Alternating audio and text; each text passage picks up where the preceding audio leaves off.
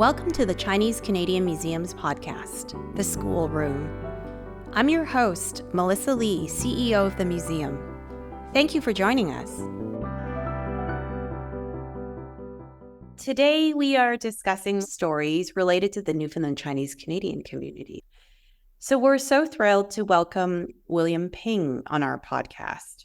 William is a journalist for the CBC Newfoundland and Labrador Bureau in St. John's, and an up-and-coming writer whose debut novel, Hollow Bamboo, was published just in February 2023. Hi, William. Welcome to our show. Hi. It's great to be here. It's great to have you here. So, just talking a little bit more about this lineage between you and the generations that came before you, Chinese Canadians, I understand you're actually named after your grandfather, William Sito Ping, who first came to Newfoundland in the 1930s. Could you tell us a little bit more about him? Yeah, so he first came to Newfoundland in 1931, and, it wasn't something he really wanted to do. Back in China, he already had a wife and a child, and he sort of got forced to come to Newfoundland by his family. His uncle was already in St. John's, and my grandfather's grandmother came up with this idea that she wanted to see the uncle again before she passed away. So she came up with the idea that the uncle would come back to China for a year, while my grandfather would go to Newfoundland and take his place for a year.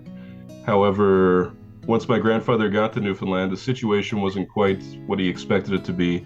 He thought his uncle owned a laundry, but his uncle had lost at gambling, and there was all these debts that he inherited, and the head tax debt at that time, and he ended up kind of getting stuck in Newfoundland after that, and the uncle never came back to replace him.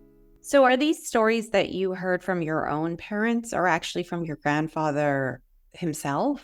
In terms of how I heard the stories, I didn't really hear them directly from my grandfather himself, not in the sense of him telling them to me. He passed away when I was 3 years old, and as you mentioned, I have the same name as him, and so for a lot of my life, I was sort of living in that legacy, and I didn't really know him that well. So when I sat down to write this book, that was sort of my goal was, let's get all the family stories, let's get all the resources, let's do all the research we can to try to paint a picture of this man that I didn't know very well, but he was really well respected here in the St. John's community.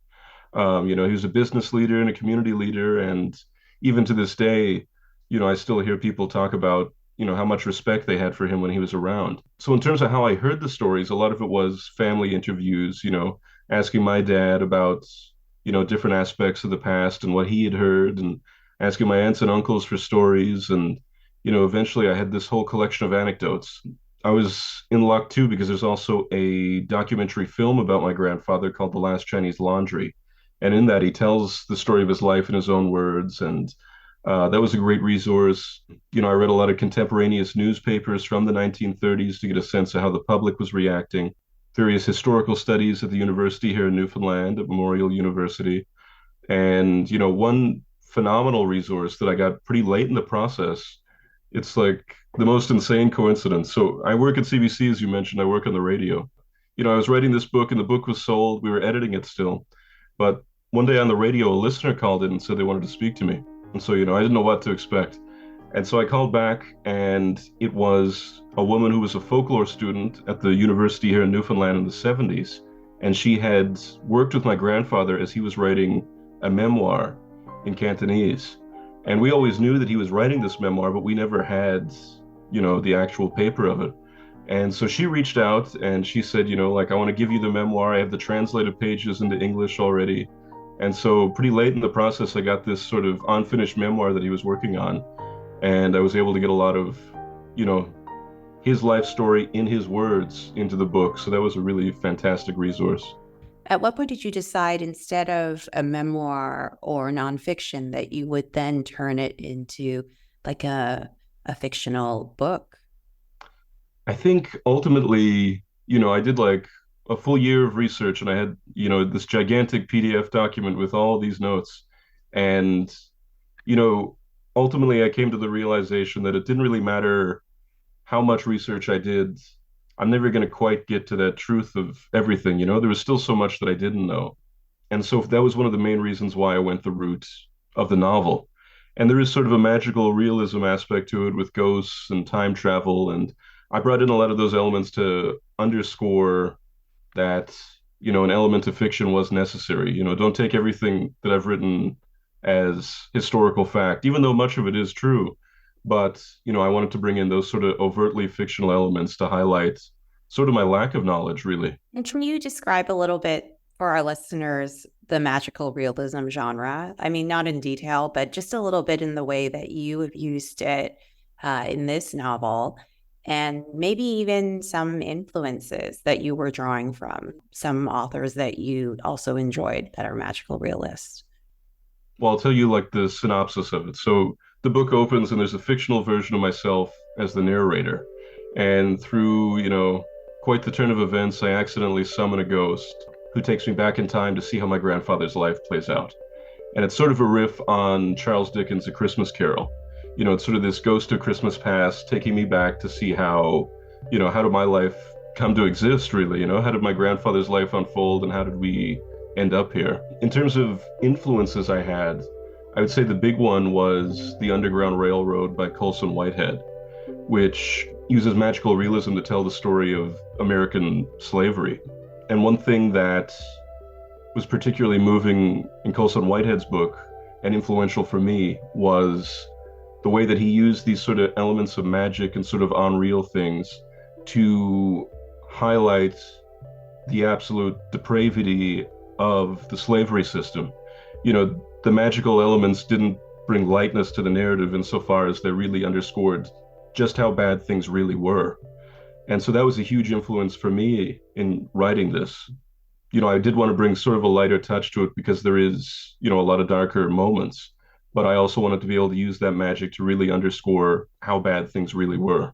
So that's really fascinating. And I think it's a really important tool in magical realism fiction where there is a kind of separation from the brutalness of reality. And as you say, moving into fantasy makes it a lighter touch, but it also allows people to access it in a different way. It's really part of perhaps why this novel has been so popular, this debut novel that you've written this year. I'm wondering also, while you were doing your research, did you have other influences that were Chinese Canadian or Chinese American writers that you looked at in that particular genre?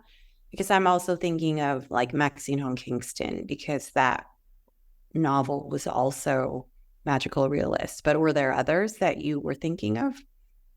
For sure. I mean, there was so many different influences, and the book sort of takes so many different turns. We start in magical realism and it becomes historical fiction, and there's almost like a crime novel aspect to parts of it.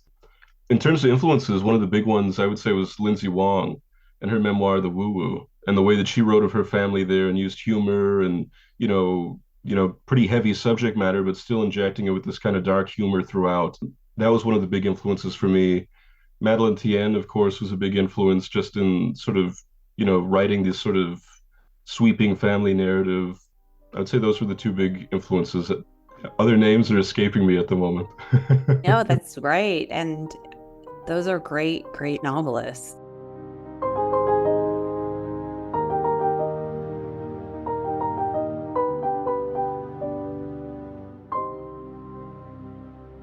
I wanted to move on a little bit to food because that's always something that we talk about in Chinese Canadian culture, and it kind of always gravitates to food. And I understand that you're interested in food, you're a foodie, but so was your grandfather, who owned his own restaurant and was remembered as a fantastic cook. Can you tell us a little bit about what you remember eating as a child from your family and other things that you enjoy eating in Newfoundland? In terms of food from my grandfather, I can remember like being very young and eating like rice and steamed broccoli that he had cooked for me. But I know in general, he really enjoyed, he didn't have a favorite dish to cook so much as he wanted to know what your favorite dish was, and then he would cook that. Like that was his favorite thing, was to figure out what do you want and to cook that. And he always had soup with all his meals. In terms of growing up, the type of food we were eating in the house was always sort of, you know, I'm mixed race, and it was sort of the food was mixed race as well. We had the Chinese influence on my father's side, the Newfoundland influence on my mother's side. So, things like salt cod fried rice and, using these sort of Newfoundland ingredients and using the Asian techniques with them. And in terms of what foods I enjoy eating around the city, there's so many fantastic restaurants in St. John's now. There's really been a culinary boom over the last decade or perhaps 15 years or so. And there's so many great restaurants here like Tier or Portage, and Portage has a similar sort of, Asian Newfoundland influence to it. So there's a lot of great options around for sure here in St. John's. What's your favorite Chinese restaurant in St. John's? That would have to be, there's a little tiny place right around the corner from my house here. They don't even have seating, it's just a takeout counter. It's called Song He's Restaurant. Yeah, that's my favorite for sure, and that's been the go-to for the family for years, even when my grandfather was still alive. The same couple has been running that now since the 80s. They're always threatening to retire. They never do, true classic Chinese Canadian takeout. Not quite authentic, but, of the inauthentic variety. That's the classic here. What's your favorite thing to get there to eat? Your regular order? I like the Maypao tofu. I like I'll go for the lemon chicken. I know that's not quite classic, but, get some spare ribs, get some beef and broccoli, you know, all those classics. And have you noticed change in Chinese food or the way that it's evolved in the past 10 years or so? Not just Cantonese cuisine and maybe more other regional cuisines from China. Oh, absolutely. And I mean, even just, various Asian cuisines in general. I would hear so many stories from my family members about my grandfather and how he would send them on missions across the country to go get bottles of soy sauce and bring them back. Because we didn't have those ingredients here for years. And I remember we had a new Costco open up a couple of years ago and they were selling barrels of soy sauce. All my family members were like, oh my God, like he would have loved this. Like this would have been like the greatest day of his life that he could buy a barrel of soy sauce. But yeah, I mean, within like the last 20 years or so, I would say a huge shift here in terms of ingredients available and in terms of restaurants that are open. We have a dim sum restaurant here now, Gin Dragon, and that's really cool because we never had that here before. Or, there's a Filipino restaurant called RJ Pinoy Yum, and, that's really incredible too. And, we have so many different cuisines popping up here now as the population becomes more diverse. It's a really promising future and a great food scene as it is.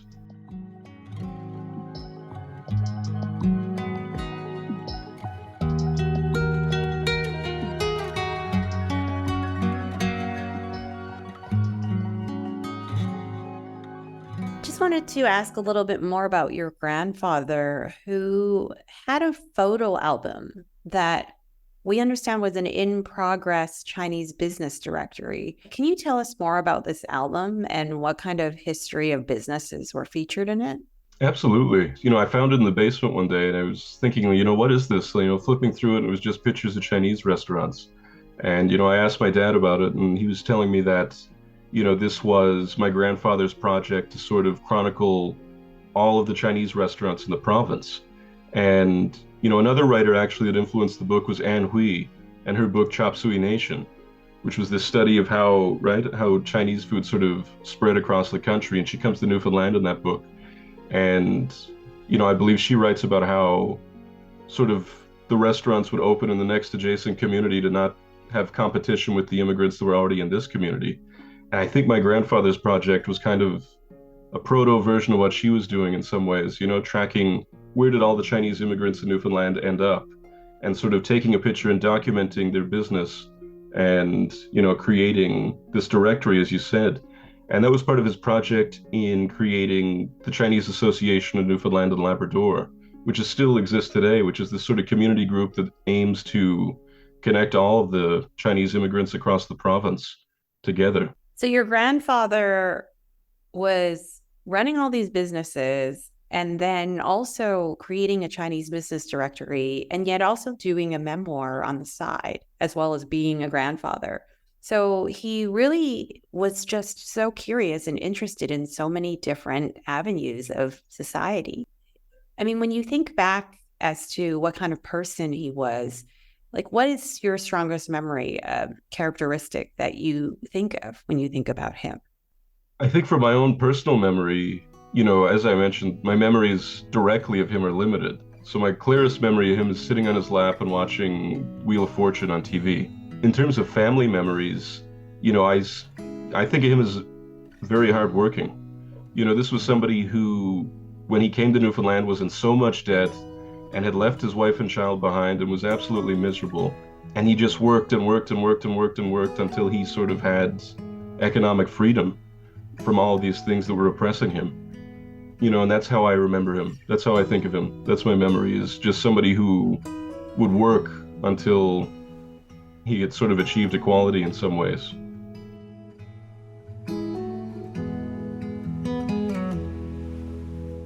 Thank you so much, William, for coming on our podcast and just sharing us a little bit about your family and your book. So for anyone interested in learning more about the Newfoundland Chinese head tax and the stories of those who lived it, please visit our feature exhibition here in the Chinese Canadian Museum, The Paper Trail to the 1923 Chinese Exclusion Act, on view at our Vancouver location in the historic Wing Sang building. Or please go and buy William's book, Hollow Bamboo, out in stores now everywhere, to learn more about the history of the Newfoundland Chinese Canadian community as well. Thanks so much, William, for joining us here on the podcast. Thanks for having me.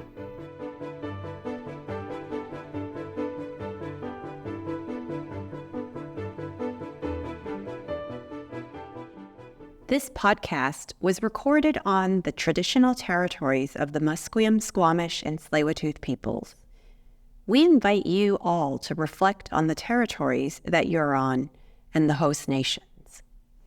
To learn more about the Chinese Canadian Museum and book tickets, visit us at ChineseCanadianMuseum.ca and follow us on Instagram at CCMuseumBC for updates. The School Room is presented by the Chinese Canadian Museum, hosted by Dr. Melissa Karmen Lee, produced by Rosalie Gonawan, and advised by Sarah Ling and Catherine Clement. Production is supported by Noah Taylor and the Walrus Lab. The theme music and original audio was created by Joshua Young, and graphic design is by Studio Pian Pian He and Max Harvey.